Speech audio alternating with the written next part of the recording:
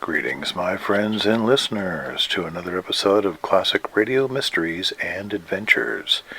I am your host, Jordan Avon, and this episode contains another offering from the 1950s science fiction radio program Dimension X, entitled The Elixir of Life, 1951. Let's begin. Adventures in time and space, told in future dimension.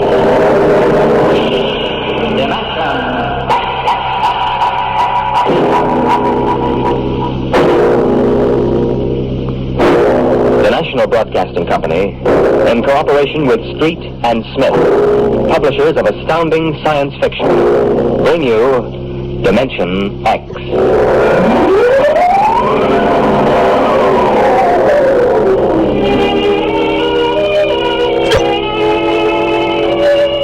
My name is Donald Hasten, private investigator. Have you heard about me? I cracked the Turner kidnapping back in 1946. It wasn't very hard. I paid off a few stool pigeons and went right to the hideout. It did my reputation a lot of good, though. Enough good for me to be called into the mayor's office down at City Hall to see Big Mike Flaherty himself. Well, sit down, Hasten. Sit down. Thanks. You'll have to forgive me for speaking so low. That's a bad case of laryngitis. Yes, it is. Hasten, I've been a fool. You didn't get to be mayor of a city like this by being a fool. Well, you know, Hasten, when you get old, you want to believe a lot of things. You want to believe so hard that sometimes you throw your common sense right out of the window. You get hardening of the cranial arteries. You become stupid. Well, what's the pitch, Mr. Mayor? You didn't call me in to discuss the philosophy of growing old gracefully. Hasten, I want you to do some investigating for me. Naturally, it must be confidential. This is a confidential business. All right. Yesterday, a man came into this office and sold me a vial of radioactive water that he called the Elixir of Life. It's supposed to cure you of any disease and keep you healthy enough so you'll live 100 years.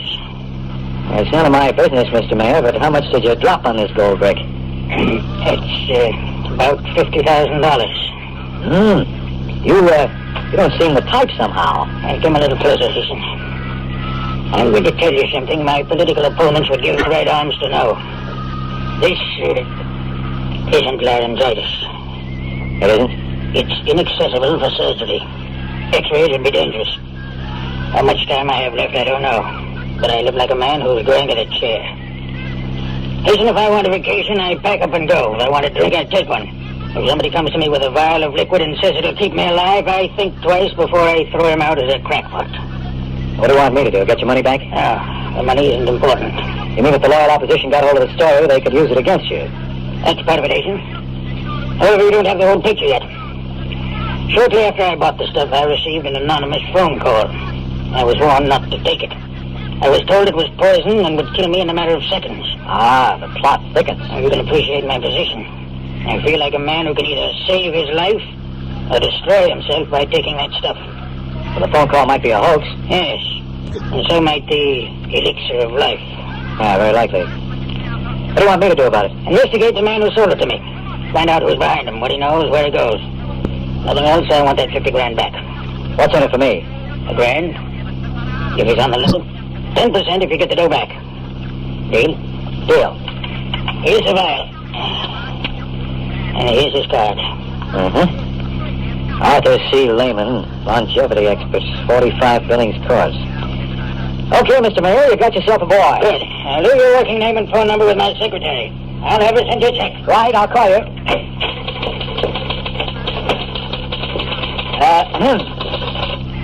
You were in there a long time. How'd you make out? Swell. I bought the outer drive for only $10 and the cost of mailing. That's kind of high. Last week we were selling it for only $5. I'm sorry. I've been listening to too many detective programs. It isn't polite to stare. I was just wondering what your name was. Sign on the desk says Katharina Cooper. I'll call you Kathy. Oh, I'm supposed to leave my name and phone number. Go ahead. The name is Donald Hasten. But then you knew that, honey. You've been listening to the mayor call me by it for the last half hour. You forgot to shut off the intercom switch. Big Mike's getting kind of careless, isn't he?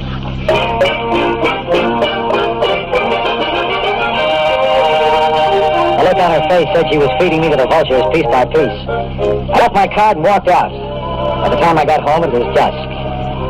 It was the time of early evening when every bachelor wishes he wasn't one, especially after meeting a girl like Kathy. The phone began to ring just as I put my key in the latch. I made it on the fourth ring. Hello? Is this Mr. Donald Hasten? I live alone and don't like it. Were you expecting someone else to answer? This is a warning, Mr. Hasten. Don't touch your bed. I'm sorry, but I don't like to sleep on the floor. The joys of being a private detective. Oh, hello, Jocko. How's my boy? That's a good boy.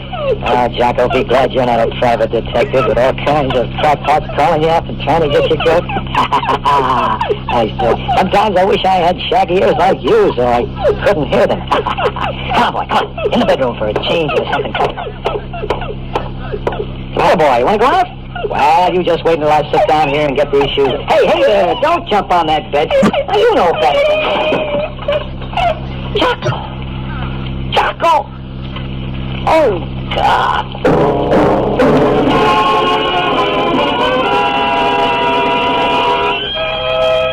The bedspread closed down in the way a Venus flytrap closes on a fly. When I looked more closely, I saw that the bedspread had silvery threads of fine spring steel woven into it. It had been set like a bear trap to spring shut and strangle anything that touched it. Somebody wanted to get rid of me pretty badly, somebody to whom I had suddenly become very dangerous. Instead, they got Jocko. My poor little Jocko. I decided to take a fast drive over to Billings Court to see Arthur Lehman, longevity expert. I'm looking for Mr. Lehman's office. I'm the janitor. You didn't need to explain. He isn't in. Mr. Lehman isn't in. I just said I was looking for his office. Oh, a detective. No, I'm really a vacuum cleaner salesman. I just had these credentials printed up for fun. Here, buy your wife a muskrat coat. I can't take any money. I'll just keep this till it's spent. What floor is it on? Up those steps, rear. Thanks.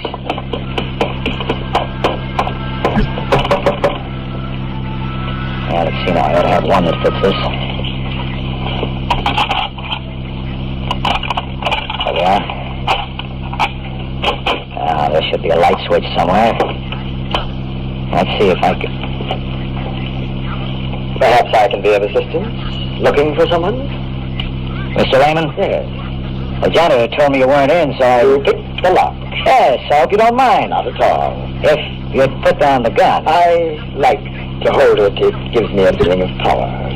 Now, Mr. Hasten. Mr. Hasten, if you will tell me just who you are and what you're doing here. I couldn't sleep. My bed had a dead dog in it. I thought I should consult a health expert. Who sent you? Nobody sent me. I'm like Topsy. I just growed. I'd like to keep on growing, Mr. Lehman. I don't like people trying to kill me. And I don't like people killing my dog. What makes you think I would try to kill you? Just a hunch. If I really wanted to kill you, I could do it right now, perfectly legally, since you broke in here. That'd be hard to prove. Fortunately for you, Mr. Hasten, I don't have the faintest interest in trying to kill you. On the contrary, it was I who telephoned and warned you about that bed.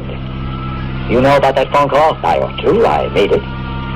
What's the pitch, Mr. Lehman? I can't tell you what the pitch is, Mr. Hasten, but I will tell you this. Give that vial of liquid back to Flaherty and let him cure himself. Or poison himself. Sure. Look, Mr. Lehman, I wasn't born yesterday. Don't give me this elixir of life stuff. There ain't no such thing. And don't try to top me off this case by pretending you're on my side. Mr. Hasten, I warn you, you're playing around with something much too big for you to handle. That vial is the only one of its kind in existence today. The liquid it contains will cure Flaherty if he drinks it. You know, I've seen lots of carnival men peddling flukum and ink sticks, but you're good. You almost convinced me. Almost, but not quite. You're a very stubborn fool, Mr. Hasten. Give back that 50 grand and I'll become very unstubborn. I have a suggestion. I'll bet you do. Why don't you siphon off the tiniest drop of that elixir and have it tested on, say, a rabbit? Then, if it's non-poisonous, you can go back to Flaherty and have him drink it. And while we're proving it's Carmel water, you're on a fast boat to outer Mongolia with 50 G's. Come with me. Where to? A reputable biological laboratory, any one you choose. Suppose I don't want to play. Then I'll kill you. You'll feel my gun against your side, so don't try anything. Shall we go? Before we do, just one thing. Well? If you didn't try to kill me, who did? Who else knew about it? Nobody. Nobody except Flaherty, you, me, and Flaherty's secretary. Shall we go, Mr. Hasten?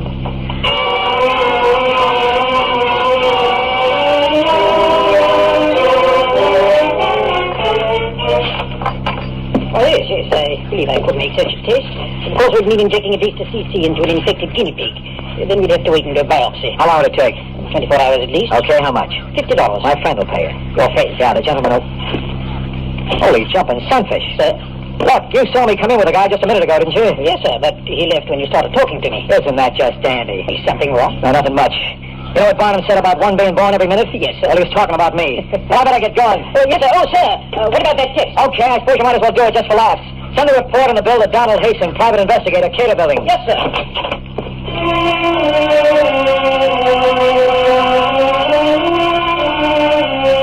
knew there wasn't much point in going back after Lehman. He was probably well on his way by this time. It was an all-around phony story from beginning to end. But still somewhere, hanging around the edges of my brain, was a funny kind of hunch. If Lehman had wanted to kill me, then who called me up to warn me? Lehman himself? Why? It didn't figure. I stopped to look up an address in the phone book, and then I invested 10 cents.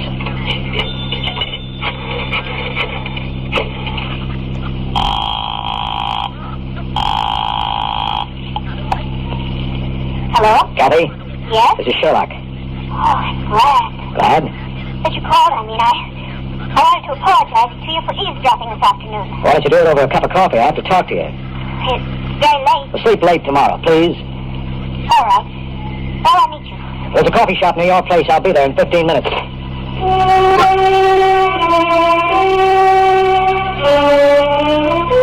She came in wearing a blue nylon dress and a short gray jacket. They went real well with her blue eyes and soft blonde hair.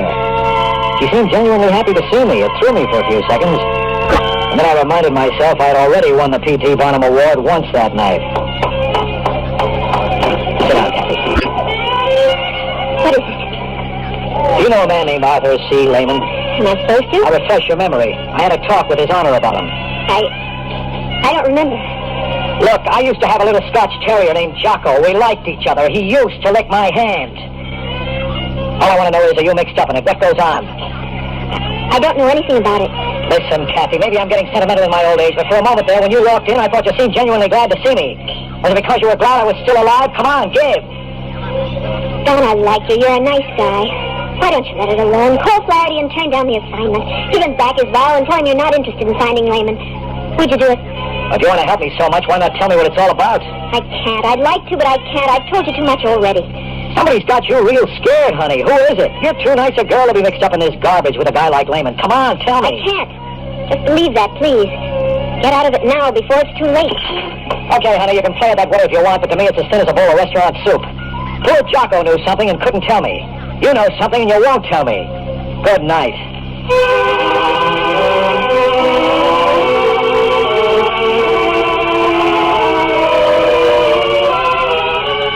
I didn't go home. I spent the night in a local YMCA and I didn't sleep very well. It went around and around in my brain like a squirrel in a cage, but it didn't add up to anything when it came out. In the morning, I went straight to my office and locked myself in with a bottle of gin. By 10 o'clock, I had decided to quit the job, but before I could call Flaherty and tell him, the phone rang. Go ahead. Mr. Hasten? You got it. This is Dr. Gregory, the Bayside Biological Laboratory. If you want the money... It isn't about the money. What's up? Mr. Hasten, do you have the formula for that serum you gave me?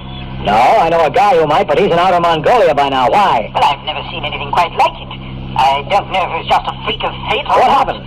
Well, that pig, that diseased guinea pig, Mr. Hasten, well, it completely recovered in 12 hours. Not only that, Mr. Hasten, but there is not a trace of the malignancy. That pig looks healthy enough to live another 100 years.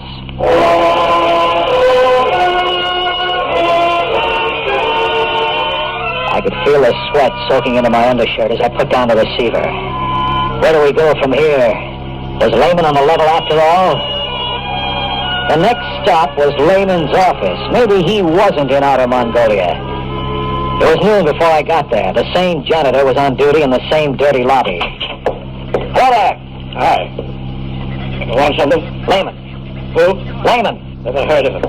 Now, wait a minute, Junior. You remember me. Last night, $5, rear office, first floor. I don't know what you're talking about, mister. You want another $5, huh, Junior? Well, this time I don't buy. Get out of my way. Now, listen, mister, I can't let you just walk into that office. I'll try to stop you if you want to work tomorrow. If there's nobody in there, that office has... We'll see about that, Junior, right now. Holy mackerel. I told you, mister.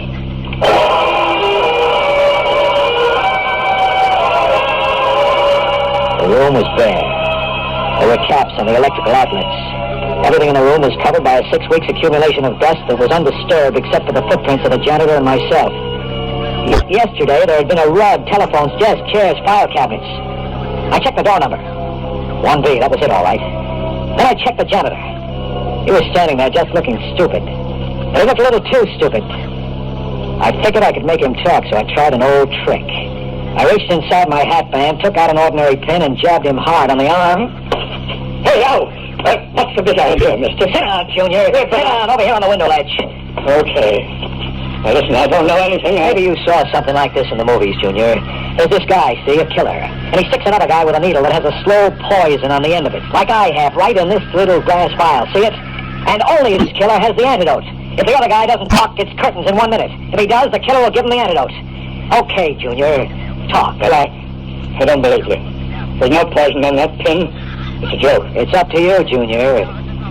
Don't you feel something different, though? Feel your heart speed up a little from the poison? Now, listen, I don't know anything. It makes you sweat, too. When it reaches the brain, that's when it really begins to work. You got 30 seconds to spill. Otherwise, Please. 25 seconds. Okay. He was here. He gave me $100 to forget it. He went to the office only a couple of days ago, and then last night he said he was moving out.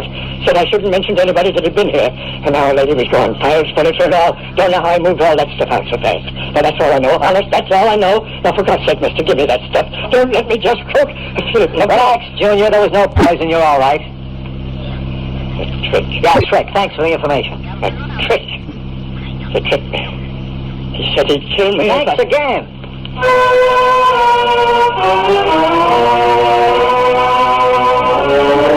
There was Mr. Hasten again, right back on the horns of ye old dilemma. The only thing I knew for sure at this point was that the serum was apparently not poisonous. And since my client was most concerned with that, I made my next stop the office of His Honor, Mayor Big Mike Flaherty. I had the vial in my coat pocket. Hello, beautiful.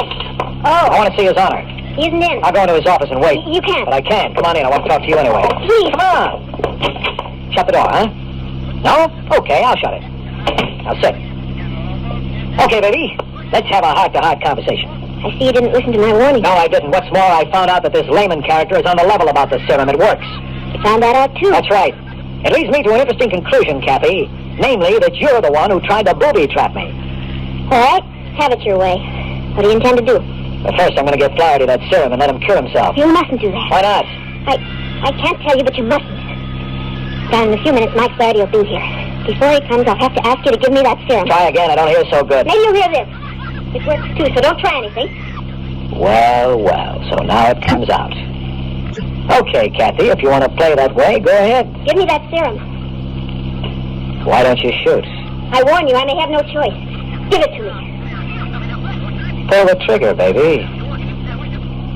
You're weakening. Don, please, don't make me kill you. Please. What is it, baby? True love or just weak in the knees? You better hand me that gun. Don, what could I do? I'm so mixed up. Yeah, that's better. Now, what is it, Kathy? You're no killer. Tell me what's going on here. Maybe I can help you. You gotta trust me. No, I can't, Don. Believe me. I want to, but it's against the prime injunction. The what? Oh, you wouldn't understand. There's no way I could make you understand. Only believe me, Don. Because I love you. You mustn't let Layman succeed in giving that serum to Mike Flaherty. The consequences would be unimaginable. You know, Kathy, if you had come to me and leveled right at the start, maybe we could have worked something out. Maybe I'd be listening to you now. But you're a little late because I just heard Big Mike come into the outer office. He'll be here in a second. Don't, please. Come in. How do you do? Layman. I see she's been trying to get the vial from you, Mr. Hasten. I was afraid of that. I came over to make certain that Mr. Flaherty is permitted to drink the serum. Well, that's very noble of you, Layman, but I don't quite understand it. You have your 50 grand. What do you care whether Mike Flaherty lives or dies? Mr. Hasten, if Mike Flaherty dies, the opposition candidate will win the next election. That means a new political party will come into dominance in this city. The next president will be a representative of that party. I am most anxious to see that that does not happen. The entire future of our country, indeed the history of the world, will be affected by it. He's telling the truth, Don. But events must be allowed to take their normal course. Don't listen to her, Hasten. She's tried to kill you once. She'd do it again. You know I'm telling the truth about that serum. She wants to see Flaherty die. Go ahead, ask her. It's true, isn't it, Kathy? You want Mike Flaherty to die. You don't understand. Listen, I'm getting pretty fed up with being told I don't understand. Understand what? I understand that in the past 24 hours somebody tried to kill me. I understand that Layman's serum will cure a guinea pig and probably a human. I understand that unless I'm completely insane, the entire contents of Layman's office vanish in a few minutes. I understand that you two seem to be more concerned with some nonsense that's going to take place in the future than... Holy smokes. Oh, no, it's too fantastic. It's just too fantastic to even think about. Something troubling you, Mr. Hasten? Perhaps I can help you. Perhaps you can, Lehman. I'm going to ask you just one question. Very well. When are you from? That does it, doesn't it, Mr. Lehman? I've guessed your game. I'm afraid you have, Mr. Hasten. I am, as you surmise, a traveler from the future. And since you've stumbled upon it, perhaps Miss Cooper here would like to fill in her part of the story. But before she does, up your hands, both of you. Higher. Now move. I'll take that gun, Mr. Hasten. Now, Miss Cooper, you may enlighten our backward friend. Go ahead, Kathy. Both Raymond and myself are from the future, Don. Why didn't you tell me? I couldn't. The prime injunction to time travelers is never to reveal their identity. The penalty is death. Since you've guessed it as we feared you might, there's no point trying to conceal anything further. Go on. Mr. Lehman's a fugitive from the era in which we live. Using one of our time machines, he came back to your time. And he sought to change things so that he'd be in a position of great power in the future. How do you figure to do that? If Flaherty lived long enough, he could dominate the political picture in America. You're almost right, except in one detail, Miss Cooper. Flaherty will not survive. He will live only long enough to gain a position of political dominance. Then I will remove him, and my own ancestor will take over the reins of power, leading them eventually to me. I get it now. But there's one thing that bothers me. Who was trying to kill me? I was. You see, I was sent here to track down Lehman. I set that spring before I met you. As soon as Flaherty hired you to help him. I did it on orders from the council. They were afraid you'd be successful in saving Flaherty's life. Then, unfortunately, I fell in love with you and couldn't go through with it. I called and warned you. You took credit for that, Lehman. I wanted to enlist you on my side, Mr. Hasten. However, it makes little difference at this point. Since you know the entire story, I have little choice now. Do you think you can get away with this? I believe I can, Mr. Hasten. There are two of us here who know your plans. By the time Mr. Flaherty returns to his office, there will be only one, myself. Goodbye, Mr. Hasten. It has been a pleasure. Not without a fight, you.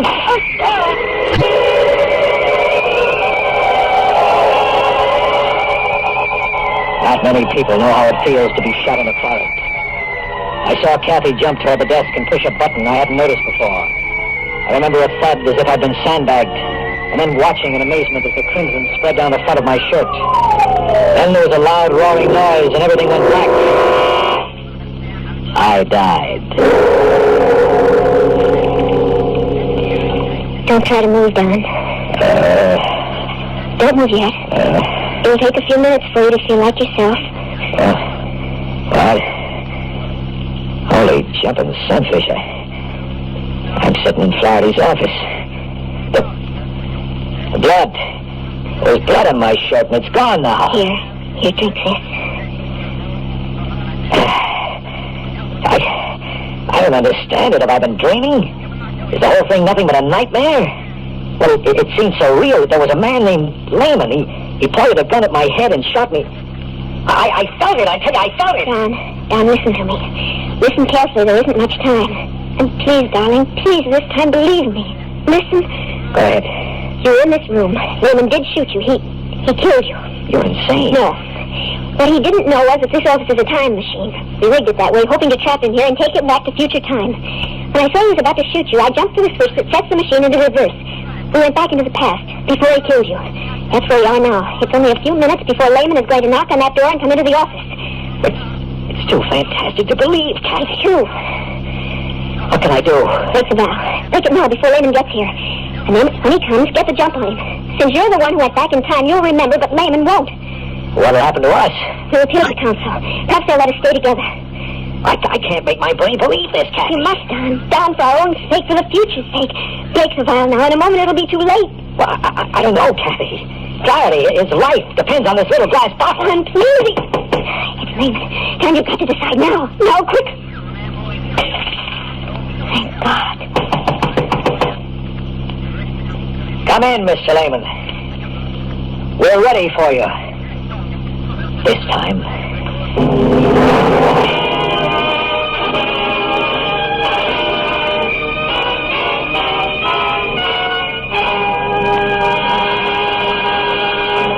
You just heard another adventure into the unknown world of the future. The world of...